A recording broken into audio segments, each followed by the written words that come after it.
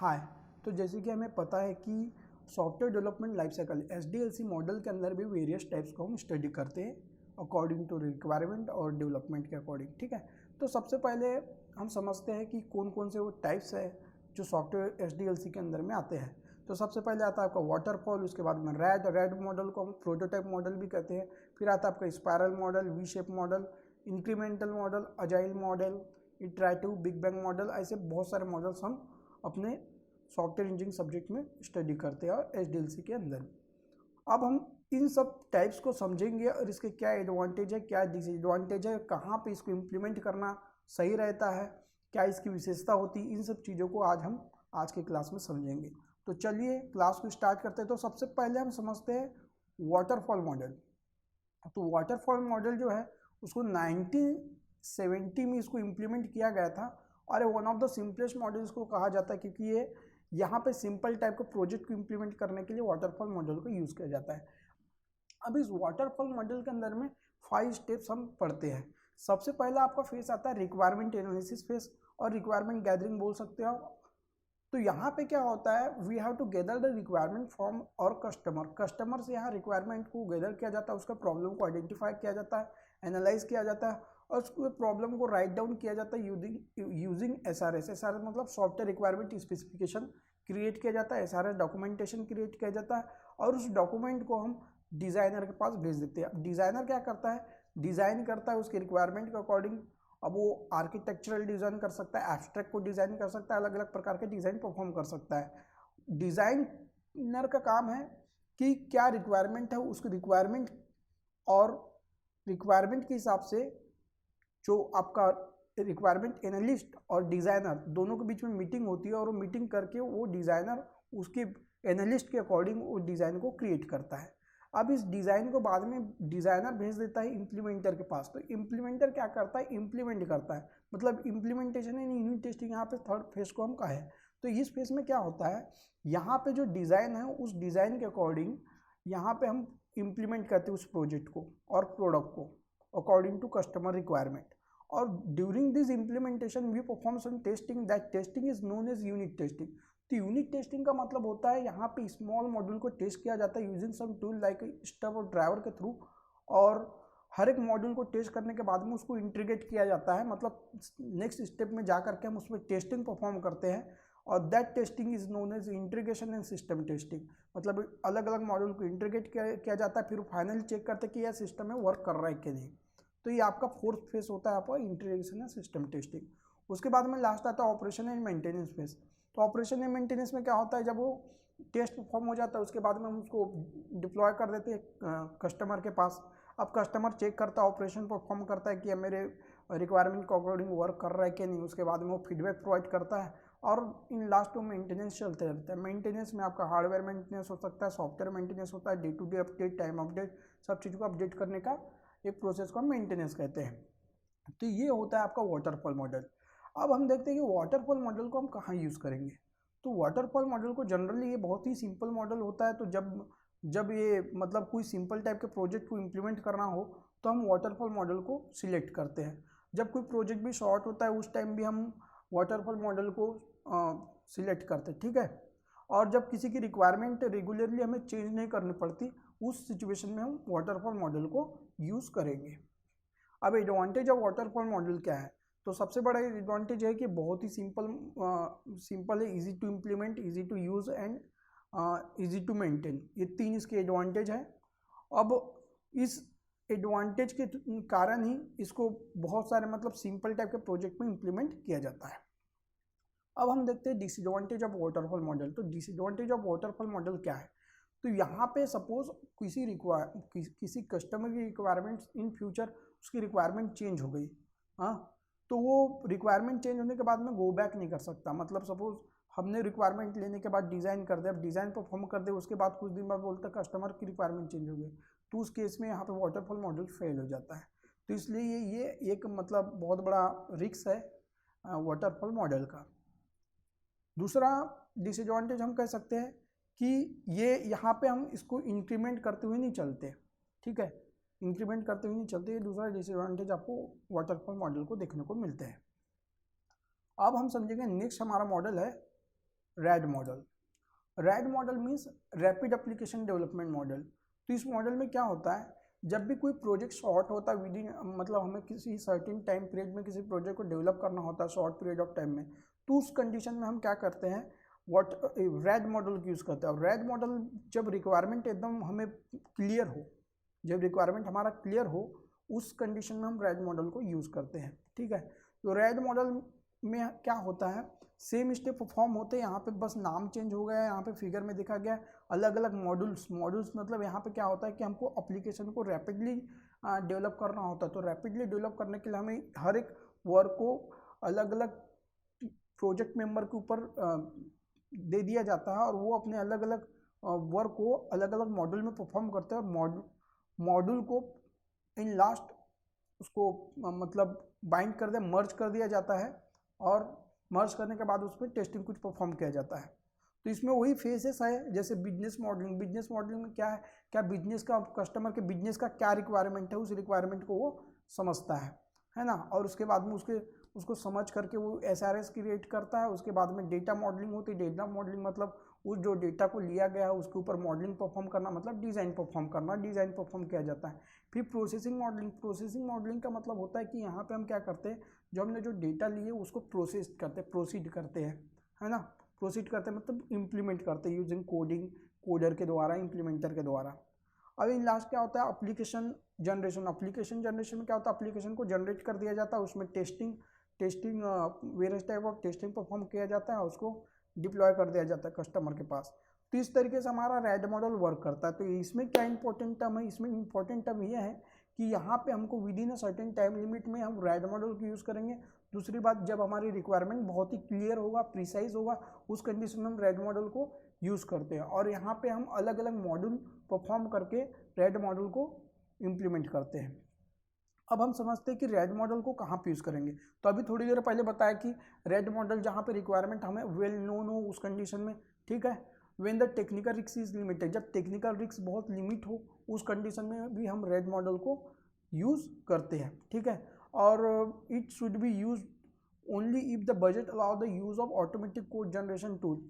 तो जब automatic code generation tool को यूज़ किया जाता है रैड मॉडल में, उस कंडीशन में भी हम रैड मॉडल को यूज़ करते हैं।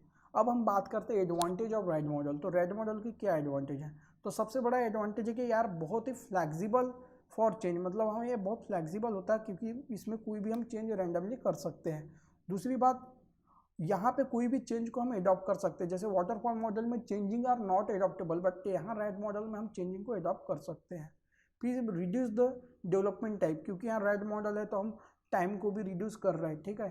तो टाइम रिड्यूस हो रहा है, प्लस वर्क को हमने अलग अलग पार्ट में डिस्ट्रीब्यूट कर दी है, तो ये इसमें भी हमें आसानी मिलती है। अब बात करें यहाँ पे डिसएडवांटेज की, तो डिसएडवांटेज क्या है, it require highly skilled designer, क्योंकि रैड मॉडल को हमको with in a certain time period में डेवलप करना है, तो यहाँ पे स्किल्ड पर्सन ही इसको डेवलप कर सकता है, इम्प्लीमेंट कर सकता है, समझ सकता है। इसलिए यहाँ पे हाईली एक्सपीरियंस पर्सन और टीम मेंबर की ज़रूरत पड़ती है, जिन्हें पहले से ही 2 साल 3 साल का एक्सपीरियंस हो, उस टाइप के पर्सन लोग इसमें इन्वॉल्व रहते हैं। उसके बाद में application are not compatible with RAD. कोई भी application, all application are not, जितने भी ऑल एप्लीकेशन होते हैं वो कंपेटेबल नहीं होते, पोर्टेबल नहीं होते हैं, है ना। तो ये मतलब एक डिसएडवांटेज आपको रैड मॉडल में देखने को मिलते हैं। उसके बाद में देखते हैं कि on the high technical risk it is not suitable. जब टेक्निकल रिस्क जब हाई होगा तो उस कंडीशन में ये इसे इम्प्लीमेंट करना सही नहीं होता। तो ये हुआ हमारा रैड मॉडल। अब नेक्स्ट मॉडल हम देखते हैं हमारा स्पायरल मॉडल।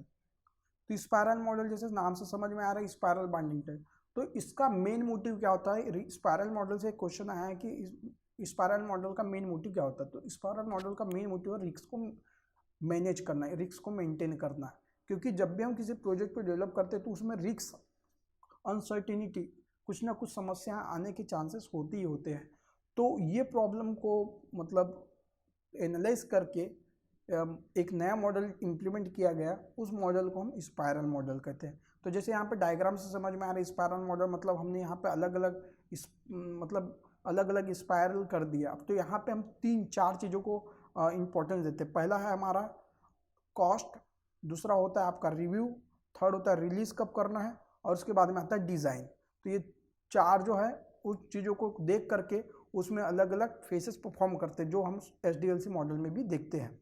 तो सबसे पहला फेज में हम क्या करते हैं, सबसे पहले फेज में हम ऑब्जेक्ट को आइडेंटिफाई करते हैं। ऑब्जेक्ट आइडेंटिफिकेशन मतलब कस्टमर का क्या रिक्वायरमेंट है, उसके रिक्वायरमेंट को आइडेंटिफाई किया जाता है, उसके प्रॉब्लम को आइडेंटिफाई किया जाता है और डिफाइन किया जाता है, और उसके लिए पर्टिकुलर सॉल्यूशन फाइंड आउट किया जाता है ना।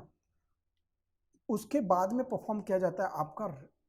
अब उसके ऑब्जेक्ट को आइडेंटिफाई करने के बाद आइडेंटिफाई किया जाता है कि क्या इसको इम्प्लीमेंट करने में कितना रिस्क होगा, क्या ये कितना टाइम, लॉन्ग टाइम, कितना टाइम तक ये प्रोजेक्ट को इम्प्लीमेंट करने में कितना टाइम लगेगा, कितना टाइम तक ये चलेगा, ये सबको मेंटेन किया जाता है। फिर दूसरा आता है प्रोटोटाइप।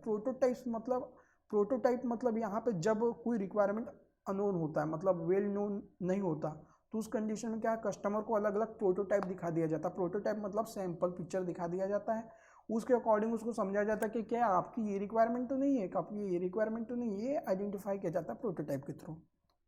उसके बाद में परफॉर्म किया जाता है आपका डिज़ाइन। तो डिज़ाइन में आपको पता है जैसे आर्किटेक्चरल डिज़ाइन, न्यूट्रल डिज़ाइन, आपका एब्स्ट्रैक्ट डिज़ाइन, अलग अलग टाइप के डिज़ाइनर जो है डिज़ाइन परफॉर्म करता है। उसके बाद में कोड होता है, उसके बाद कोडिंग परफॉर्म किया जाता है। कोडिंग में क्या होता है, अलग अलग लैंग्वेज यूज़ करके हम कोडिंग परफॉर्म करता है। कोडिंग काम किसका रहता है, जो आपका डेवलपर टीम होता है उसका काम होता है कोडिंग करना।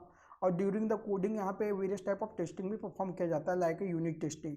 ठीक है, अलग अलग मॉडल को टेस्ट किया जाता है, इंटीग्रेट किया जाता है, उसमें इंटीग्रेशन टेस्टिंग भी परफॉर्म किया जाता है।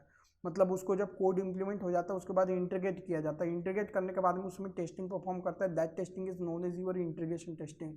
ठीक है, तो इसमें वेरिफिकेशन और वैलिडेशन जो टर्म्स आते हैं जो इसमें प्ले किया जाता है, मतलब वेरिफिकेशन और वैलिडेशन दो प्रोसेस इसमें आपको स्पाइरल मॉडल में परफॉर्म करते हुए देखने को मिलते हैं। अब बात करते हैं हम इसकी रिलीज़ की। तो रिलीज़, जब हम प्रोजेक्ट को रिलीज़ करते हैं तो रिलीज़ तो कर दिया जाता है कस्टमर के पास, वो अपना डिप्लॉय भी करता है।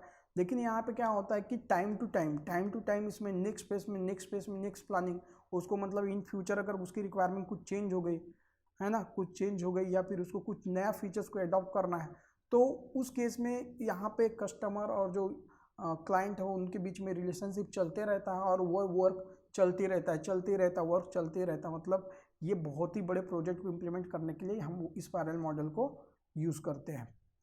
तो स्पाइरल मॉडल को हम कब यूज़ करेंगे, when you use spiral model, तो जब प्रोजेक्ट बहुत बड़ा हो, बहुत ज़्यादा बड़ा लार्ज प्रोजेक्ट हो, व्हेन रिक्वायरमेंट आर अनक्लियर और कॉम्प्लेक्स, जब रिक्वायरमेंट कॉम्प्लेक्स हो, उस कंडीशन में भी हम क्या करते हैं, स्पाइरल मॉडल को यूज़ करते हैं। अब यहाँ पे जो प्रोजेक्ट है जब लार्ज हो, अगर हाई बजट का प्रोजेक्ट हो, उस कंडीशन में हम स्पाइरल मॉडल को यूज़ करेंगे, क्योंकि लार्ज प्रोजेक्ट है तो ऑब्वियसली इसमें पैसे ज़्यादा लगेंगे ही लगेंगे, है ना। अब बात कर लेते हैं इसके एडवांटेज की। तो एडवांटेज, सबसे बड़ा एडवांटेज हो है रिस्क मैनेजमेंट, क्योंकि इसमें रिस्क मैनेजमेंट स्ट्रेटेजी प्ले किया जाता है। रिस्क मतलब high amount of risk analysis are done here. Okay, तो रिस्क मिटिगेशन टीम्स होती है जो रिस्क को RMM risk mitigation monitoring management team होती है, वो परफॉर्म करता है इसमें स्पाइरल मॉडल के अंदर में। ठीक है, अब डिसएडवांटेज की बात करें तो यार इसमें कॉस्ट बहुत ज़्यादा लगता है। अगर किसी प्रोजेक्ट को डेवलप करना है तो कॉस्ट उसके लिए हाई कॉस्ट लगेगी, क्योंकि लार्ज प्रोजेक्ट होती है। दूसरा, यहाँ risk analysis need highly particular expertise, मतलब रिस्क को एनालाइज करने के लिए जो टीम रहेगी उसका एक्सपर्ट होना बहुत ज़रूरी है, क्योंकि उसको प्रिएक्टिव स्ट्रेटेजी लेकर के चलना होता है। ठीक है, अब ये this is not well for small project, ये स्मॉल प्रोजेक्ट के लिए उतना खास होता नहीं स्पाइरल मॉडल। तो ये हुआ हमारा स्पाइरल मॉडल, जिसमें हमने जाने व्हाट इज स्पाइरल मॉडल, कहाँ पे यूज़ करना है स्पाइरल मॉडल, एडवांटेज और डिसएडवांटेज। अब नेक्स्ट हम चलते हैं, हमारा नेक्स्ट मॉडल है जिस मॉडल का नाम है वी शेप मॉडल। तो वी शेप मतलब यहाँ पे इसका शेप वी टाइप में है, इसलिए इसको वी शेप मॉडल कहा गया है। V shape model also referred as the verification and validation process, इसीलिए इसको वी शेप मॉडल कहा गया, क्योंकि इसमें वेरिफिकेशन और वैलिडेशन दो प्रोसेस है जिसमें ये परफॉर्म किया जाता है, मतलब ये प्रोसेस इसमें परफॉर्म किया जाता है, इसलिए इसे हम वी शेप मॉडल कहते हैं। ठीक है, in this each phase of SDLC must complete before the next phase start, वही पहले स्टेप को कंप्लीट किया जाता है नेक्स्ट स्टेप को स्टार्ट करने से पहले, मतलब राइट मॉडल आपका वाटरफॉल मॉडल में जैसे वर्क हुआ उसी तरीके से ये भी वर्क करता है। मतलब यहाँ पे सीक्वेंशियली किसी भी वर्क को परफॉर्म किया जाता है, बस यहाँ पे वेरिफिकेशन और वैलिडेशन प्रोसेस को इंक्लूड कर दिया जाता है। अभी यहाँ पे एक पैरेलल जब टेस्टिंग जो होता है, टेस्टिंग जो परफॉर्म किया जाता है, जब इम्प्लीमेंट करते रहते हैं, जब प्रोजेक्ट को इम्प्लीमेंट करते रहते हैं, तो उस दौरान टेस्टिंग भी उसमें परफॉर्म किया जाता है। टेस्टिंग ही मतलब होता है वैलिडेट करना, मतलब आपका सॉफ्टवेयर कितना वैलिड है, वेरीफाई करना क्या आपके प्रोजेक्ट में कोई प्रॉब्लम तो नहीं, वेरीफाई करना कि ये कस्टमर के रिक्वायरमेंट को मीट तो नहीं करना है, उसका रिव्यू को चेक करना। ये सब चीज़ें आपका वी शेप मॉडल में देखने को मिलते हैं। तो बाकी यहाँ बिजनेस रिक्वायरमेंट स्पेसिफिकेशन में वही होता है। तो बिजनेस रिक्वायरमेंट स्पेसिफिकेशन में क्या होता है, एक्सेप्टेंस को टेस्ट करते हैं, क्या वो एक्सेप्ट करता है, क्या वो चाहता है कस्टमर, उसे हम टेस्ट करते हैं during the business requirement specification. ठीक है, जैसे आप यहाँ पे देखें कि यहाँ पैरेलल प्रोसेसिंग चल रहा है, हम यहाँ रिक्वायरमेंट स्पेसिफिकेशन कर रहे हैं, उसके साथ साथ उसमें एक्सेप्टेंस टेस्ट कर रहे हैं, मतलब उसकी क्या नीड है, क्या ज़रूरत है, उसको टेस्ट कर रहे हैं। उसके बाद में आता है system requirement specification. System requirement specification मतलब उसके सिस्टम में, उसके प्रोजेक्ट में क्या वर्क होना चाहिए, कैसा वर्क करना चाहिए, क्या मॉडल रहेगा, क्या उसकी पोर्टेबिलिटी रहेगी, क्या उसका कॉन्फ़िगरेशन रहेगा, कहाँ पे वो वर्क करेगा परफॉर्म। तो इन सब चीज़ों को भी देखा जाता है। तो इस दौरान यहाँ पे टेस्ट परफॉर्म किया जाता है सिस्टम टेस्टिंग, और बोल सकते हैं इंटीग्रेशन टेस्टिंग। सिस्टम टेस्टिंग मतलब सिस्टम के परफॉर्मेंस को टेस्ट करना, ठीक है, सिस्टम कैसे वर्क कर रहा है, करेक्टली वर्क कर रहा है या नहीं, कुछ बग्स तो नहीं, कुछ एरर तो नहीं है, ये सब को चेक किया जाता है। इंटीग्रेशन टेस्टिंग मतलब वहाँ पे जब इंटीग्रेट करते हैं, अलग अलग मॉडल को इंटीग्रेट करके उसमें इंटीग्रेशन टेस्टिंग को परफॉर्म कर दिया जाता है। अब high level design, high level design का मतलब होगा आर्किटेक्चरल डिज़ाइन, उस डिज़ाइन को हम कहते हैं हाई लेवल डिज़ाइन। तो ये वेरिफिकेशन फेज में आपका चलते रहता है, वेरिफिकेशन फेज में आपका हाई लेवल डिज़ाइन दिखते हैं। तो हाई लेवल डिज़ाइन में आपका ओवरऑल एक जो प्रोजेक्ट होता है, जो प्रोजेक्ट होता है उसका ओवरऑल डिज़ाइन रहता है कि वो कैसे वर्क करेगा, किस तरीके से उसमें फंक्शंस यूज़ होंगे, कैसे उसमें प्रोटोटाइप यूज़ किया जाएगा, वो सब डिटेल्स आपको हाई लेवल डिज़ाइन में देखने को मिलते हैं। तो यहाँ पे कंपोनेंट को टेस्ट किया जाता है, अलग अलग कंपोनेंट को, क्योंकि आपको डिज़ाइन में अलग अलग कंपोनेंट दिया रहेगा, ठीक है, अलग अलग मॉडल दिया रहेगा, और उस कंपोनेंट को टेस्ट किया जाता है, ठीक है, वैलिडेशन परफॉर्म करते हुए। ठीक है, उसके बाद में आपका लो लेवल डिज़ाइन आपका हो जाता है, जैसे DFD हो गया, UML हो गया, इन सब चीज़ों को लो लेवल डिज़ाइन करते हैं, तो उस डिज़ाइन को टेस्ट किया जाता है। ठीक है, उसको एब्स्ट्रैक्ट बोल सकते हैं, आप एब्स्ट्रैक्ट डिज़ाइन कह सकते हैं। तो वहाँ पे हम यूनिट टेस्टिंग को परफॉर्म किए जाते हैं लो लेवल में, मतलब अलग अलग मॉडल को टेस्ट करते हैं, फिर लास्ट में आपका कोडिंग परफॉर्म कर दिया जाता है। तो यहाँ पे आप जैसे कि देख रहे हैं, यहाँ पे दो पार्ट्स दिया गया, दो पार्ट्स मतलब एक तरफ दिया है वेरिफिकेशन और सेकेंड तरफ दिया है आपका वैलिडेशन। तो वेरिफिकेशन में क्या होगा, वेरिफिकेशन में ये सब जो डेवलपर्स जो है वो चेक करेगा, और यहाँ पे जो है टेस्टर जो है वो चेक करता है, मतलब टेस्टर का एक वर्क होता है, यहाँ पर डेवलपर का वर्क होता है। तो इस तरीके से हमारा वी शेप मॉडल वर्क करता है। अब हम बात करते हैं कि वी शेप मॉडल को कहाँ पे यूज़ करेंगे, where V shape model will fit. तो कहाँ पे यूज़ करेंगे, when the requirement is well known, define और नॉट एम्बिगियस। मतलब जब रिक्वायरमेंट बहुत ही हमें क्लियर हो, प्रिसाइज्ड हो, है ना, उस केस में हम यहाँ पे वी शेप मॉडल को यूज़ करते हैं। नॉट एम्बिगियस का मतलब है कंफ्यूज नहीं होना चाहिए, कोई रिक्वायरमेंट में कोई कंफ्यूजन नहीं रहा होना चाहिए कस्टमर के मन में। तो उस केस में हम यहाँ पे मतलब वी शेप मॉडल को यूज़ करते हैं। The we shape model should be use for small and medium size project. मैंने अभी बताया कि ये वाटरफॉल मॉडल की जैसा ही है, सेम इसमें क्या, बस वेरिफिकेशन और वैलिडेशन प्रोसेस को हमने ऐड कर दिए विद टेस्टिंग के साथ में। तो यहाँ पे क्या स्मॉल टाइप हो गया है, मीडियम साइज के प्रोजेक्ट है, उस टाइप के प्रोजेक्ट को इम्प्लीमेंट करने के लिए यहाँ पे हम वी शेप मॉडल को यूज़ करते हैं।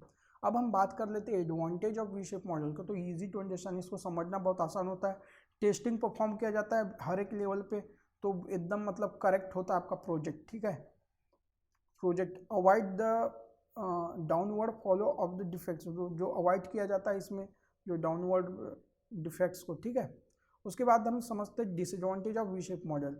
तो यार ये very rigid and list flexible, उतना फ्लेक्सिबल नहीं है, जैसे हमने रैग मॉडल को पढ़े उस टाइप का फ्लेक्सिबल टाइप नहीं कहलाता है। ठीक है, not good for a complex project, complex project के लिए भी गुड नहीं है। ठीक है, इसको अंडरस्टैंड करना समझना तो आसान है, लेकिन कॉम्प्लेक्स प्रोजेक्ट में इम्प्लीमेंट करना इसमें पॉसिबल नहीं होता है। ठीक है, अगर कोई चेंजिंग करना हमको मिड टर्म में, तो उस कंडीशन में चेंज करने में भी कुछ समस्या हो सकती है, ऑकर हो सकती है, क्योंकि इसमें गो बैक जैसे प्रोसेस को दिया नहीं गया, क्योंकि ये सीक्वेंशियल मैनर में वर्क करता है, जैसे कि आपको दिख रहा है यहाँ पे सीक्वेंशियली वो वर्क कर रहा है। ये सीक्वेंस चल रहा है, उसके बाद में ये सीक्वेंस को परफॉर्म किया जा रहा है, और यहाँ पे पैरेलली वो वर्क करते हुए दिखा रहा है।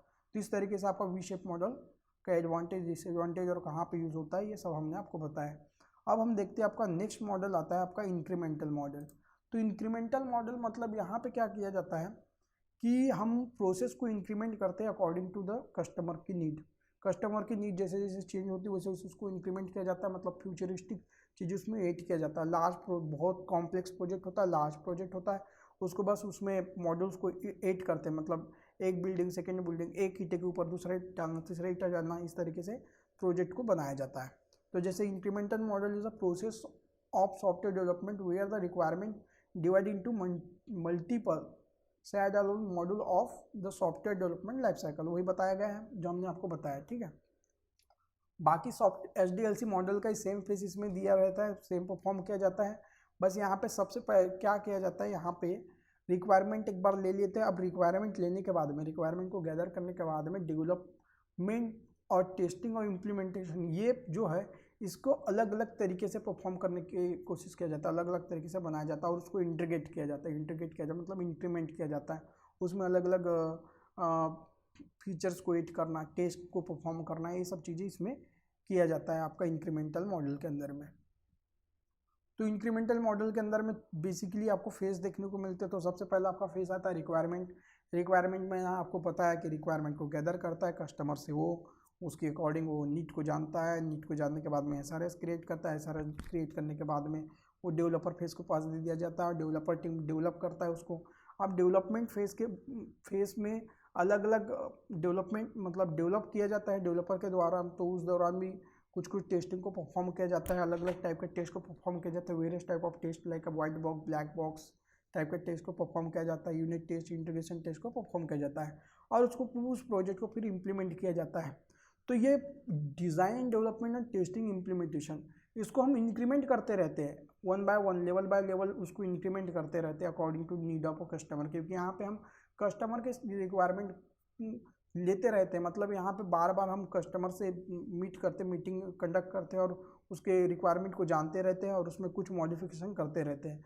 मतलब यहाँ पे अल्टीमेट कहना यह है कि किसी भी नए नए फीचर्स को एडॉप्ट करने की कैपेबिलिटी इंक्रीमेंटल मॉडल आपको प्रोवाइड करता है, ठीक है।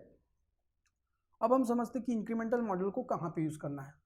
तो जब रिक्वायरमेंट एकदम सुपीरियर है, मतलब एकदम क्लियर है, समझ अच्छा है, जहाँ पे हमको रिक्वायरमेंट एकदम क्लियर हो, उस कंडीशन में आप इंक्रीमेंट मॉडल को यूज़ कर सकते हैं। जब project has a lengthy development schedule, जब प्रोजेक्ट का जो शेड्यूल है, जो टाइम है, वो हमारा बहुत लॉन्ग है, तो उस कंडीशन में भी आप इंक्रीमेंटल मॉडल को यूज़ कर सकते हैं, क्योंकि लार्ज प्रोजेक्ट हो गया या लॉन्ग टाइम के लिए यूज़ करने वाले प्रोजेक्ट हो गए, जिसमें अपडेट होते रहते हैं, मॉडिफाई करते रहते हैं, अडॉप्ट करते रहते हैं नए नए फीचर्स को। इन सब केसेस में आप इंक्रीमेंटल मॉडल को यूज़ होते हुए देखते हैं।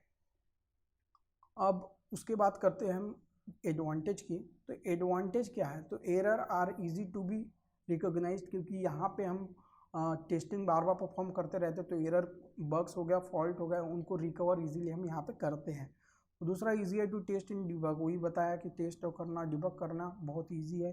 मोर flexible than RAD model, RAD model से ज़्यादा फ्लेक्सिबल है, क्योंकि यहाँ पे हमको ज़्यादा टाइम मिल जाता है अलग अलग उसी वर्क को बार बार परफॉर्म करने के लिए, इसलिए हम इसको फ्लेक्सिबल कहते हैं, ठीक है। Client get a importance function early, वही है कि इम्पोर्टेंट क्या क्या फंक्शनैलिटी उसकी क्लाइंट ले सकता है, वो चीज़ बताया गया, ठीक है।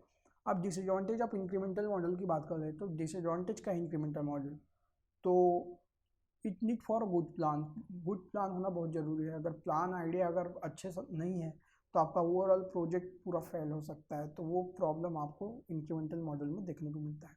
दूसरी बात कॉस्ट है, क्योंकि भाई टाइम ज़्यादा लग रहा है आपको प्रोजेक्ट को इम्प्लीमेंट करने में, तो टाइम तो उसको सैलरी तो देना पड़ेगा ना, तो सैलरी मेंटेन करना पड़ेगा, तो इसलिए कॉस्ट आपका सिस्टम का जो प्रोजेक्ट का जो कॉस्ट है वो बढ़ जाता है, इसलिए यहाँ पे कॉस्ट हाई बताया गया है। Well defined model interface are needed, ठीक है, बहुत ही वेल डिफाइंड इंटरफेस हमको ज़रूरत पड़ती है, मतलब ग्राफिकल यूज़र इंटरफेस अच्छी होनी चाहिए, ये बताया गया है। तो इसमें वेल ग्राफिकल यूज़र इंटरफेस नहीं प्रोवाइड किया जाता, ये इसका डिसएडवांटेज है। अब हम बात कर लेते हैं, नेक्स्ट हमारा मॉडल आता है big bang model, big bang no agile model, agile model, sorry, agile model basically ये बहुत ज़्यादा इंपॉर्टेंट है, इससे बहुत बार क्वेश्चन एग्जाम में आए हुए हैं। तो अजाइल मॉडल में क्या होता है, बेसिकली आपको बता दूं कि क्या होता है कि कस्टमर की रिक्वायरमेंट को समझना बहुत ज़रूरी होता है किसी भी प्रोजेक्ट में, क्योंकि मैंने स्टार्टिंग में बताया था कि दो मेन है। सबसे पहला मतलब दो लॉ होता है सॉफ्टवेयर इंजीनियरिंग का। पहला लॉ मैंने आपको बताया कि सबसे पहले आप कस्टमर की रिक्वायरमेंट को मतलब to identify the domain of problem, है ना, प्रॉब्लम डोमेन को आइडेंटिफाई करना सबसे ज़्यादा इंपॉर्टेंट। तो भाई कस्टमर की क्या रिक्वायरमेंट है, उसके साथ बार बार मीटिंग करना, उसके साथ बार बार मिलना, उसको समझना, उसके बातों को, वो चीज़ों को फोकस करते हुए अजाइल मॉडल को डेवलप किया गया है। और अजाइल मॉडल के अंदर में भी हम वेरियस मॉडल्स को हम समझेंगे, ठीक है। तो इसलिए इसको अजाइल मॉडल कहा गया है, ठीक है। अब यहाँ पे क्या होता है, ये इटरेटिव मॉडल की जैसे, इटरेटिव मॉडल मतलब यहाँ पे इटरेशन लूप बैक परफॉर्म किया जाता है, लूप परफॉर्म किया जाता है, सेम फेस में लूप परफॉर्म किया जाता है। सेम इसमें सेम फेस होता है, आपको देखेंगे यहाँ पे सबसे पहला फेस दिखा है रिक्वायरमेंट एनालिसिस। तो रिक्वायरमेंट एनालिसिस फेस में क्या होगा, हम रिक्वायरमेंट गैदर करेंगे, उसको प्रॉब्लम को आइडेंटिफाई करेंगे, उसमें ब्रेन स्टॉर्मिंग परफॉर्म करेंगे, उस आइडिया को, उस प्लान पे ब्रेन स्टॉर्मिंग परफॉर्म करेंगे, और एक गुड आइडिया, एक गुड प्लान को हम ले करके चलेंगे। उसके बाद में उसमें डिज़ाइन परफॉर्म करते हैं। डिज़ाइन परफॉर्म करना मतलब उसमें डॉक्यूमेंटेशन और प्रोटोटाइप्स है, उसको बनाना, उसको हम क्या कहते हैं, डिज़ाइन फेज, ठीक है। उसके बाद में डेवलपमेंट, डेवलपर क्या करता है, उसको डेवलप करता है। उसके बाद में उसमें some iteration, demo, iteration, query processing, query optimisation technique perform कर दिया जाता है। और डेवलपमेंट करने के बाद में उसको टेस्ट कर दिया जाता है। टेस्ट करते समय यहाँ पे एक और नया फंक्शन ऐड कर देते हैं, दैट इज कॉल्ड ऑप्टिमाइजेशन। मतलब जितना ऑप्टिमाइज्ड हमारा प्रोजेक्ट होगा वो उतना ही बेहतर होता है, उतनी ही हमको फ्लैक्सिबिलिटी, उतनी रिलायबिलिटी, उतनी पोर्टेबिलिटी, कंपेटेबिलिटी, ये सब चीज़ें हमको मिलती है, ठीक है। तो ये आपका अजाइल मॉडल के अंदर में आता है। उसके बाद में डिप्लॉयमेंट। डिप्लॉयमेंट मतलब कस्टमर अपना डेवलप कर दे, उसके बाद में वो डिप्लॉय हो गया, ठीक है। तो इसको और हम डेप्थ में स्टडी करेंगे आगे की क्लास में। अभी मैंने बेसिकली आपको बता दिया कि इसमें क्या क्या फेसेस इंक्लूड होते हैं, जो सेम फेस है वो जो SDLC मॉडल के अंदर में हम देखे हैं। अब अजाइल टेस्टिंग, तो अजाइल के अंदर में कुछ टेस्टिंग्स होते हैं, उस टेस्टिंग को हम समझते हैं। अजाइल टेस्टिंग मेथड्स जैसे स्क्रम हो गया, क्रिस्टल हो गया, डायनेमिक सॉफ्टवेयर डेवलपमेंट हो गया, है ना, डायनेमिक सॉफ्टवेयर डेवलपमेंट मेथड हो गया आपका, फीचर ड्रिवन डेवलपमेंट हो गया, लर्न सॉफ्टवेयर डेवलपमेंट हो गया, एक्सट्रीम प्रोग्रामिंग। तो ये छोटे छोटे टर्म्स है उस जिसे हम समझेंगे, ठीक है। तो स्क्रम क्या होता है, scrum is an agile development process focused primarily on a way of manage tasks in team based development condition। Means इसका मेन फोकस रहता है कि टीम क्या टास्क कर रहा है, कैसे कर रहा है, उसको मैनेज करना, उसको हम कहेंगे स्क्रम, ठीक है। स्क्रम एक टर्म्स है, उसको कोई स्क्रम मास्टर वो कहलाएगा जो मास्टर टीम होता है, जो टीम का जो मास्टर होता है, जो मैनेजर होता है, वो जो छोटे जो प्रोडक्ट ओनर हो गया, जो स्क्रम की जो टीम है, जो टीम मेंबर है, उनको मैनेज करने का वर्क करता है। तो इसमें 3 रोल्स होते हैं स्क्रम्स के। There are 3 responsibility of scrum. सबसे पहला है स्क्रम मास्टर। तो scrum master, the scrum can set up a master team, arrange the meeting and remove the obstacles for the process. वही चीज़ बताया गया है, ठीक है। वो क्या करता है, एक मास्टर टीम होता है जो अरेंज करता है मीटिंग और remove the obstacles for the process. जो चीज़ें ठीक नहीं है, मतलब ऑप्टिमाइज करता है, जो चीज़ें ठीक नहीं उसको वो ऑप्टिमाइज तरीके से फाइंड आउट करता है मीटिंग कंडक्ट करके। दूसरा आता है प्रोडक्ट ओनर। प्रोडक्ट ओनर हम किसको कहेंगे, कस्टमर। जो कस्टमर जो चाहता है उसको हम क्या कहेंगे, प्रोडक्ट का ओनर। तो प्रोडक्ट ओनर इसमें इंक्लूड होता है। The product owner make a product backlog priorities and clarity and responsibility for the distributing of function to each of the representative। second term आपका stream programming। stream programming means this is a type of methodology is used when customer are constantly changing demand or requirement, or when they are not sure about the system performance। means stream programming को क्या कहेंगे हम, जब customer की requirement are constantly changing, मतलब उसका requirement बार बार change होते जा रहा है, उसकी डिमांड जो है बार बार चेंज हो रहा है, तो उस कंडीशन में उसको नहीं पता होता कि सिस्टम का कैसा परफॉर्मेंस होगा, क्या होगा, तो उस कंडीशन में हम एक्सट्रीम परफॉर्मिंग टेस्ट मतलब एक्सट्रीम परफॉर्म करते हैं, एक्सट्रीम प्रोग्रामिंग उसमें परफॉर्म किया जाता है। एक्सट्रीम परफॉर्मिंग मतलब एक्सट्रीम प्रोग्रामिंग मीन्स टेस्टिंग के कुछ टूल्स कुछ उसमें ऐड करना जिससे वो अपने जो सिस्टम के परफॉर्मेंस को है वो वेरीफाई कर सके, ठीक है, और अपनी रिक्वायरमेंट को वैलिडेट कर सके। मेथड डायनेमिक सॉफ्टवेयर डेवलपमेंट जैसे नाम से समझ, डायनेमिक मतलब फ्रीक्वेंटली, एकदम जल्द से, जैसे बिग बैंग जैसे होता है। बिग बैंग मतलब गया बॉक्स में डाले और निकाले तो निकल जाए, उसको हम कहेंगे dynamic system software development method, ठीक है। तो यहाँ पे 3 चीज़ें होता है, 3 techniques are used in DSDM, ठीक है। सबसे पहला है टाइम बॉक्सिंग, मैक्रो रूल्स और प्रोटोटाइपिंग। टाइम बॉक्सिंग मतलब वही जो टाइम के अकॉर्डिंग वो टाइम बॉक्सिंग में क्या होगा कि एक टाइम दे दिया जाएगा, टाइम क्वांटम दे दिया जाएगा, उस टाइम फ्रॉम टाइम होराइजन में वो अपने प्रोजेक्ट को डिलीवर करता है, बनाता है, उसको हम टाइम बॉक्सिंग कहते हैं, ठीक है। मॉस्कोस एक पर्सन है, उसके रूल्स को दिया गया है, उसके कुछ रूल्स है, वो उसको मॉस्कोस रूल कहेंगे। प्रोटोटाइप जब रिक्वायरमेंट कस्टमर की रिक्वायरमेंट एकदम चेंज होते जा रहा है, उसको समझ में नहीं आ रहा है उसको क्या चाहता है, वो क्या चाहता है, तो उसको एक प्रोटोटाइप दिया जाता है, उसको एक सिमिलर टाइप का प्रोटोटाइप, क्या है आपकी रिक्वायरमेंट इस टाइप तो नहीं है, उसको आइडेंटिफाई करते हैं, फिर उसकी रिक्वायरमेंट के अकॉर्डिंग उसको डेवलप कर दिया जाता है, ठीक है। अब यहाँ पे इसमें बोला है कि SD जो आपका software development dynamic software development method में आपको 7 स्टेजेस देखने को मिलता है। प्री प्रोजेक्ट का मतलब होता है एग्जिस्टिंग सिस्टम कैसा था, उसका पुराना जो प्रोजेक्ट वो वर्क कर रहा था, जो उसका सिस्टम था वो एग्जिस्टिंग फंक्शन किस तरीके से वर्क कर रहा था, वो आपका प्री प्रोजेक्ट कहलाता है, ठीक है। उसके बाद में फिजिबिलिटी स्टडी मतलब यार कुछ उसके सिस्टम एग्जिस्टिंग सिस्टम में क्या प्रॉब्लम डोमेन थे, क्या प्रॉब्लम था, उसको आइडेंटिफाई करना, एनालाइज करना, फिर उसके प्रॉब्लम डोमेन को आइडेंटिफाई करके उसको डिफाइन करके उसको राइट डाउन करना, SRS की रिक्वायरमेंट SRS क्रिएट करना, ठीक है। ये फिजिबिलिटी स्टडी आपका कहलाता है। उसके बाद में बिजनेस स्टडी मतलब उसका पहले कैसा बिजनेस चल रहा था इस प्रोजेक्ट के थ्रू, अब मैं जो बनाऊंगा तो वो प्रोजेक्ट में क्या ऐड होगा फंक्शनैलिटी, क्या उसमें ऑप्टिमाइजेशन लगाएंगे, क्या उसमें फीचर्स डालेंगे तो उसका बिजनेस को एक्सपांड करने में उसे हेल्प मिले, ये कहलाता है आपका बिजनेस को स्टडी करना, ठीक है, मतलब कस्टमर के बिजनेस को समझना। थर्ड आता है फंक्शनल मॉडल इटरेशन मतलब यहाँ पर सॉफ्टवेयर जो प्रोजेक्ट होता है एग्जिस्टिंग सिस्टम है उसको हम रीयूज़ करते हैं और उसमें कुछ फंक्शन ऐड करते हैं, कुछ फंक्शनैलिटी उसमें ऐड कर देते हैं, कुछ चीज़ें डाल देते हैं उसमें, ठीक है, ताकि उसमें और एक नया फीचर्स देखने को सामने वाले बंदे को मिले, ठीक है। तो वो आपका फंक्शनल मॉडल इटरेशन करता है। अब इटरेशन इसलिए कहा गया है क्योंकि उसको लूप बैक बार बार उस इटरेशन को परफॉर्म करते रहते हैं, जैसे आपने ऊपर डायग्राम में देखे कि किस तरीके से उस सेम फंक्शन को हम बार बार परफॉर्म कर रहे थे, ठीक है, तो वो फंक्शनल। अब डिज़ाइन एंड बिल्ड इटरेशन, वही डिज़ाइन क्रिएट हो जाता है, उसके बाद में बिल्ड करते हैं बिल्ड इटरेशन मतलब इटरेट करते हैं, लूप को इटरेट कर दिया जाता है, उसमें अम्ब्रेला एक्टिविटी परफॉर्म कर दिया जाता है और उसको बना करके फिर इम्प्लीमेंट कर दिया जाता है, मतलब डिज़ाइन क्रिएट होने के बाद बिल्ड इटरेशन करने के बाद में उसको इम्प्लीमेंट कर जाता है। इम्प्लीमेंट होने के बाद इम्प्लीमेंटेशन मतलब कोड करना इम्प्लीमेंट करना, उसमें टेस्ट परफॉर्म करना, उसके बाद में पोस्ट द प्रोजेक्ट मतलब प्रोजेक्ट को भेज दिया जाता है। तो इस तरीके से डायनेमिक सॉफ्टवेयर डेवलपमेंट मेथड में हम पढ़ते हैं। तो ये डायनेमिक सॉफ्टवेयर डेवलपमेंट मेथड किसका ही टाइप है, अजाइल मॉडल का ही ये एक टाइप है, मतलब टेस्ट मेथड है बोलेंगे हम, ठीक है। अब आता है फीचर ड्रिवन डेवलपमेंट का मतलब होता है कि design and building features.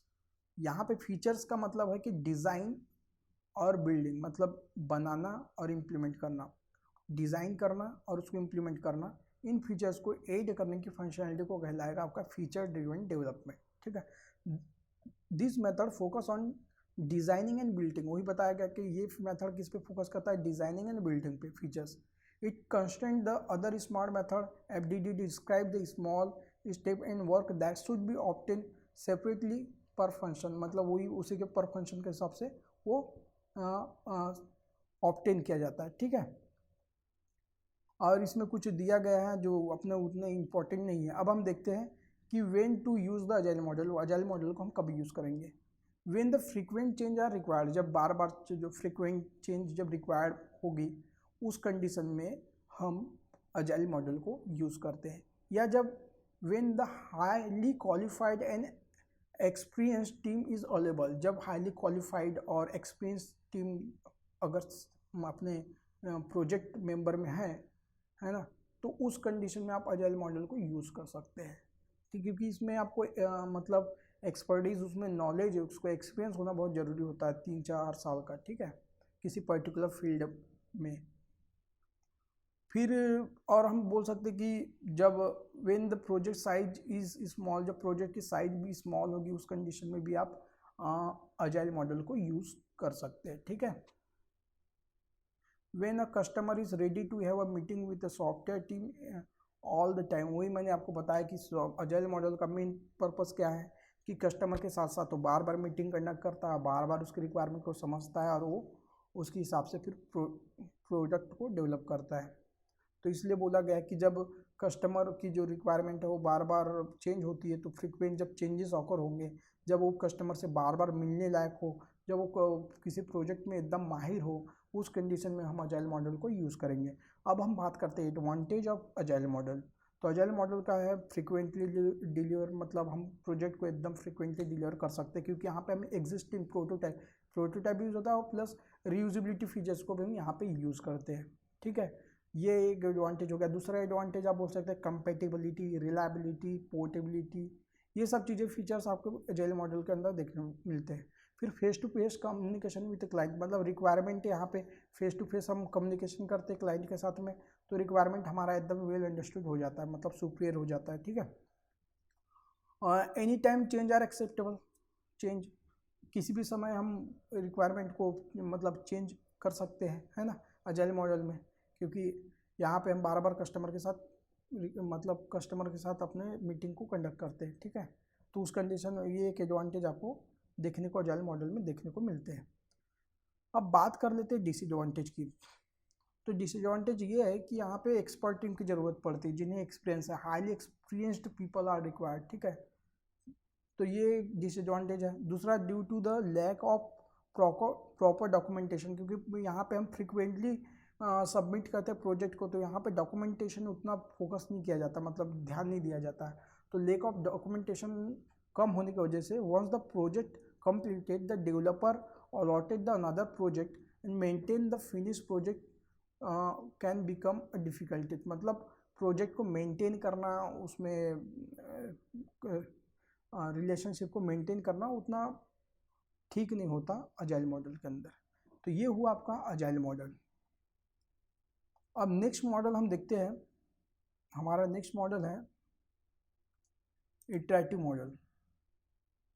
Iterative model मतलब जैसे आपने देखे होंगे इटरेशन परफॉर्म करना, जैसे डू वाइल लूप के थ्रू, फॉर लूप के थ्रू इटरेशन परफॉर्म करते हैं हम फंक्शन में, है ना। तो उसी प्रकार यहाँ पे क्या होता है कि हम अलग अलग इटरेशन को परफॉर्म करते हैं during the development of process. Same SDLC model का सेम यूज़ होता है, सेम चीज़ें वही है जो मैंने आपको पहले बताया। बस यहाँ डायग्राम में आप देखिए अलग अलग इटरेशन में अलग किस तरीके से इटरेशन हो रहा है, मतलब requirement analysis, design, test, implement, review होने के बाद में फिर से उसको डिज़ाइन कर दिया, सेकेंड इटरेशन में फिर डिज़ाइन, फिर टेस्ट, इम्प्लीमेंट, फिर रिव्यू, फिर उसके बाद में design, test, implement, review, deploy, maintain, फिर तो इस तरीके से वो होते रहता है। मतलब यहाँ पे गो बैक होते रहते हैं, बार बार उसको गो बैक करते रहते हैं, चेक करते रहते, वैलिडेट, मतलब जितना ज़्यादा अच्छा हो सके उतना बनाने की कोशिश किया जाता है इसमें, किसी भी प्रोडक्ट को, किसी भी सॉफ्टवेयर को। अब बात करते हैं कि कहाँ पे इटरेटिव मॉडल को यूज़ करेंगे। When the requirement are defined clearly, मतलब जब आपका रिक्वायरमेंट एकदम क्लियर हो, अंडरस्टूड हो, उस कंडीशन में आप इटरेटिव मॉडल को यूज़ कर सकते हैं। दूसरा, when the software application is large, जब सॉफ्टवेयर की एप्लीकेशन एकदम लार्ज हो गई तो उस कंडीशन में भी आप इटरेटिव मॉडल को यूज़ कर सकते हैं, क्योंकि iterative model work as a incremental model, आप इंक्रीमेंटल मॉडल के जैसे आप इटरेटिव मॉडल को लेकर के चल सकते हैं। ठीक है, when there is a requirement of changing in future, जो रिक्वायरमेंट उसके फ्यूचर में चेंज हो जाए तो उस कंडीशन में भी आप इटरेटिव मॉडल को यूज़ करेंगे। तो व्हेन कब यूज़ करना है, क्या एडवांटेज है, क्या डिसएडवांटेज है, ये सब चीज़ें आपको हर एक मॉडल का पता होना चाहिए। यहीं से क्वेश्चन आपको बने हैं, जो कि मैंने आगे की क्लास में आपको बताऊंगा अभी, ठीक है। अब हम समझते हैं एडवांटेज ऑफ इटरेटिव मॉडल। तो testing and debugging during the small iteration is easy, ठीक है। टेस्टिंग डिबग करना बहुत ही आसान होता है, क्योंकि हम अपनी बार बार इटरेट करते रहते हैं, तो टेस्टिंग करना और डिबग करना बहुत आसान हो जाता है। दूसरा, parallel development can be plan, parallelly हम डेवलप कर सकते हैं, क्योंकि यहाँ पे इटरेशन परफॉर्म किया जा रहा है, ठीक है। It is easily acceptable to your the changing need of the project, वही है, ठीक है। Risk are identified and resolve during the iteration, risk can be identified and resolve during the iteration, ठीक है। ये चीज़ें भी आपको पता होना चाहिए। और डिसएडवांटेज हम बात कर लेते हैं, तो ये स्मॉल प्रोजेक्ट के लिए उतना खास नहीं होता, उतना खास वर्क भी नहीं करता, तो वहाँ पे इसको हम नहीं यूज़ करेंगे। मोर रिसोर्स में भी रिक्वायर्ड, ज़्यादा से ज़्यादा रिसोर्स की रिक्वायरमेंट होती है, क्योंकि यहाँ पे हम बार बार इटरेट कर रहे हैं, तो कुछ ना कुछ नए नए फीचर्स तो डालने की कोशिश करेंगे ना, क्योंकि हमको फ्यूचरिस्टिक गोल को भी लेकर के चलना होता है कि फ्यूचर में कस्टमर की रिक्वायरमेंट ऐसे तो नहीं हो जाएगी, तो इसको भी हमको लेकर के चलना होता है, ठीक है। Requirement can be change causes और द बजट, मतलब रिक्वायरमेंट जो है वो बजट के ऊपर भी जा सकता है ना। ये आपका डिसएडवांटेज हो गया आपका इटरेटिव मॉडल का। तो ये सब डिसएडवांटेज है जो हमने देखे हैं। अब नेक्स्ट हम मॉडल देखते हैं बिग बैंग मॉडल। तो बिग बैंग मॉडल से तो उतना क्वेश्चन आता नहीं है, लेकिन यहाँ पे मैं आपको बताता हूँ एक एग्जांपल के माध्यम से। जैसे आपने देखे होंगे टाइम बॉम्ब, तो इसका मेन मतलब कैसा था कि हमने किसी चीज़ को बना दिए और बॉक्स में डाल दिए, ठीक है। मतलब एक प्रैक्टिकल सिनारियो में चलते हैं कि हमको पता नहीं कि हमको बनाना क्या है, रिक्वायरमेंट क्या है मेरा क्लियर नहीं है, ठीक है। और वो कस्टमर को पता भी नहीं कि यार उसको क्या चाहिए, उसका भी रिक्वायरमेंट अनक्लियर है, और बनाने वाले को पता है कि यार इसका रिक्वायरमेंट अलग है। तो वो क्या करेगा, सोचेगा कि यार उसको सपोज ऐसे तो नहीं है, वो अपना लॉजिक लगाएगा, अपना माइंड से लॉजिक लगाएगा, मैथमेटिकल लॉजिक लगाएगा, और एक ऐसा प्रोजेक्ट क्रिएट करेगा। अब प्रोजेक्ट क्रिएट करने के बाद में उसका क्या आउटपुट आएगा, क्या उसमें क्या होगा, उसको खुद नहीं पता है, जो इम्प्लीमेंट करने वाला है। हाँ, उसके बाद में वो इम्प्लीमेंट कर देगा, फिर रन करके देखेगा, तो अचानक से पता चला बिग बैंग, मतलब यहाँ पे बूम हो जाता है। बूम मतलब अचानक से नया उसको रिजल्ट मिल जाता है। तो यहाँ पे प्रोजेक्ट फेल भी हो सकता है, सही भी हो सकता है, वो क्लियर नहीं होता, एकदम प्री डिफाइंड नहीं रहता कोई भी चीज़, इसलिए इसका नाम बिग बैंग कहा गया है, ठीक है। तो यहाँ पे मैंने अभी बताया कि जो भी डेवलपर होगा, जो भी सॉफ्टवेयर इंजीनियर होगा, वो स्पेसिफिक प्रोसेस और स्टेप को फॉलो करते हुए नहीं चलेगा, वो अपने दिमाग से, माइंड से एक लॉजिक वॉजिक लगाएगा और बनाएगा और फेंक देगा। जैसे हम बचपन में अपने माइंड से कुछ भी चीज़ें बनाने की कोशिश करते थे, और उसके बाद में पता चलता था ये सही है ही नहीं, है ना। तो इस तरीके से वो अपने माइंड को टेस्ट करते रहता, एक मैथमेटिकल लॉजिक खेलते रहता है ना। तो इसमें जैसे कि डायग्राम से आप देखते हैं, अब डायग्राम में क्या दिखा रहा है, हमने पर्टिकुलर एक टाइम लिया, हमने एक टाइम माइंड में सोचे, अच्छा इस टाइम के अंदर में मुझे कोई वर्क को करना है। फिर हमने देखा कि कितने लोग मुझे लगेंगे, 3-4 लोगों को मैंने इन्वॉल्व कर लिया। उसके बाद में मुझे जो जो रिसोर्स लगेगा, मैंने इंटरनेट ब्राउजिंग करके या फिर अलग अलग जगह से, अलग अलग लोकेशन से, अलग अलग कंपनी से उस रिसोर्स को ले लिया। अब रिसोर्स लेने के बाद में उसने बिग बैंग परफॉर्म, मतलब वर्क को बनाया, उस प्रोजेक्ट को इम्प्लीमेंट किया, और उसमें टेस्टिंग वेस्टिंग कुछ परफॉर्म नहीं किया। उसके बाद में उसने सीधा चेक किया, रन किया प्रोजेक्ट रन किया। अगर रन करता है तो सॉफ्टवेयर इज रनिंग, ठीक है, विदाउट वेल प्लान और वेल स्ट्रेटेजी के बिना, वेल स्ट्रेटेजी के साथ, और वो कहलाया आपका बिग बैंग, ठीक है। अब बिग बैंग मॉडल को यूज़ कब करेंगे, तो we are discuss about this model is required when this project is small, like academic project or practical project. This method is also used when the size of developer team is small and requirement are not defined and the release date is not confirmed or given by the customer, ठीक है। तो वही मैंने आपको जो बताया कि small project में यूज़ होगा, एकेडमिक प्रोजेक्ट जैसे प्रैक्टिकल सिनारियो में हम बी टेक में 3rd सेमेस्टर में जो प्रोजेक्ट ले लेते हैं छोटे मोटे, जो हमको पता भी नहीं होता कि करना क्या है एक्चुअल में, है ना, और इम्प्लीमेंट कर देता हूँ, कितने टाइम पीरियड में हमको सबमिट करना वो भी नहीं पता होता। तो इस कंडीशन में आप बिग बैंग मॉडल को यूज़ कर सकते हैं, जब आपके पास टीम मेंबर भी कम हो, 1-2 लोग हो, उस कंडीशन में, ठीक है। अब advantage of big bang model देखते हैं तो there are no planning is required, कोई प्लानिंग की जरूरत नहीं पड़ती, बहुत सिंपल मॉडल है, फ्यू रिसोर्स आर रिक्वायर्ड, बहुत कम रिसोर्स की जरूरत पड़ती है, easy to manage and flexible for developer, developer के लिए बहुत फ्लेक्सिबल होता है, ठीक है, क्योंकि यहाँ पे आपको कोई स्ट्रैटेजी कोई प्लान के साथ चलना नहीं है, ना डिज़ाइन ना कोई चीज़, माइंड में आया बनाया खेले ख़त्म, ठीक। उसके बाद में डिसएडवांटेज बात करें तो there is high risk and uncertainty, क्योंकि हमको पता नहीं होता कि मैं जो बना रहा हूँ, जो मैं मेहनत कर रहा हूँ जिसको लेकर के, उसका आउटपुट क्या आएगा वो मुझे पता नहीं होता, इसलिए हम कह रहे हैं कि इसमें बहुत ज़्यादा रिस्क होता है, अनसर्टिनिटी होता है। दूसरी बात, no acceptable for large project, बड़े प्रोजेक्ट या फिर आपको स्टैंडर्ड प्रोजेक्ट के लिए ठीक नहीं होता है ना, मतलब उतना इम्पोर्टेंट टाइप का मॉडल ये है नहीं। If the requirement are not clear, जब रिक्वायरमेंट एकदम क्लियर नहीं है, that causes a very expensive, जब रिक्वायरमेंट आपका एकदम अनक्लियर है तो उस कंडीशन में प्रोजेक्ट को इम्प्लीमेंट करना बहुत ज़्यादा डिफिकल्ट हो जाता है, ठीक है।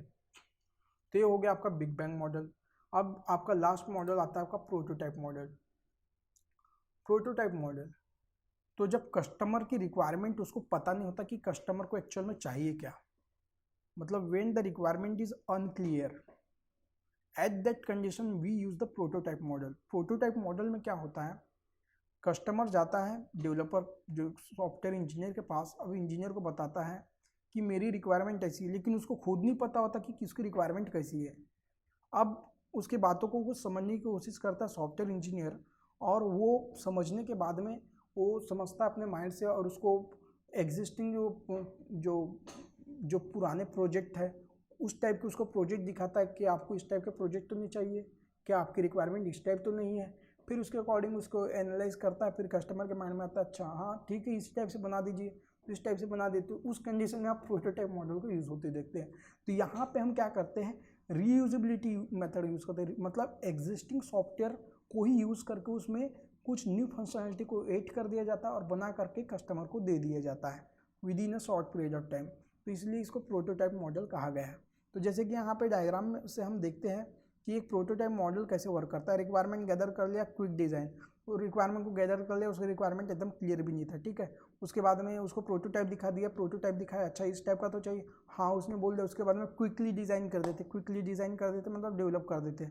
अब क्विक कैसे डिज़ाइन करते हैं, मतलब एग्जिस्टिंग सॉफ्टवेयर को देखते, एग्जिस्टिंग प्रोडक्ट को देखते कि उस टाइप का प्रोडक्ट में किस टाइप से डिज़ाइन किया गया था, किस टाइप का रिसोर्स को यूज़ किया गया था, उस चीज़ों को समझ लिया जाता है और देख लिया जाता है। उसके बाद में कस्टमर रिलेशन ऑफ प्रोटोटाइप, वही है कस्टमर रिलेशन, मतलब कस्टमर को प्रोटोटाइप को समझाया जाता है कि इस तरीके से ये वर्क करेगा, इस तरीके से परफॉर्म करेगा और इस तरीके से आपको इसको रन करना है।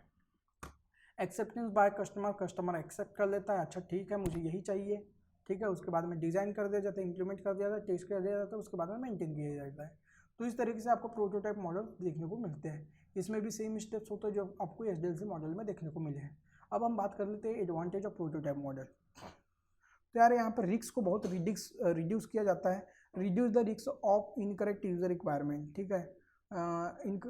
इनकरेक्ट यूजर रिक्वायरमेंट के रिस्क को हम रिड्यूस कर सकते हैं। Good where the requirement are changing और अनकमिटेड, जब रिक्वायरमेंट अनक्लियर हो उस कंडीशन में आप प्रोटोटाइप मॉडल को यूज़ करते हो। तो एग्जाम में आया था कि प्रोटोटाइप मॉडल मतलब हम जब when the requirement is unclear at that condition which type of model is used, तो at that condition the prototype model is used, ठीक है। उसके बाद में support early product marketing, reduce the maintenance और कॉस्ट और को भी मेंटेन करता है, ठीक है। Error can be detect much earlier और as system is made side by side, वही चीज़ बताया। डिसएडवांटेज क्या है भाई, disadvantage require expensive customer collaboration, ठीक है। कस्टमर कॉस्ट कस्टमर मनी, फिर नीड कमिटेड कस्टमर चाहिए भाई कि मेरे को हाँ ये ठीक है आपको जो बता रहे हो वही चाहिए, ये बोलने वाला चाहिए, ठीक है। Difficult to finish the customer withdraw, मतलब उसके कस्टमर की रिक्वायरमेंट को समझना भी बहुत ज़्यादा डिफ़िकल्ट होता है, वो चीज़ें जो है डिफ़िकल्ट कहलाता है, मतलब डिसएडवांटेज कहलाता है। Difficult to know the how long the project will work या लास्ट, मतलब कब तक के रन होगा, कब तक के बनेगा, ये भी हमको समझना जानना बहुत डिफ़िकल्ट होता है, ठीक है। प्रोटोटाइप टूल आर एक्सपेंसिव, जितने भी प्रोटोटाइप्स टूल्स होते हैं वो बहुत ही एक्सपेंसिव होते हैं, इसके लिए कुछ चार्ज पे करने होते हैं, तो इसलिए वो एक डिसएडवांटेज कहलाएगा, ठीक है। It is a time consuming process ये कहलाता है, ठीक है। तो ये हो गया आपका प्रोटोटाइप मॉडल, ठीक। तो ये हुए हमारे वेरियस एचडीएलसी मॉडल्स के टाइप्स जिसे हमने आज समझे हैं। अब नेक्स्ट क्लास में हम क्या देखेंगे कि ऐसे इस मॉडल से किस किस टाइप के क्वेश्चन आपको यूजीसी नेट नाइलेट में देखने को मिले थे, ठीक है। आज के लिए इतना ही, थैंक यू।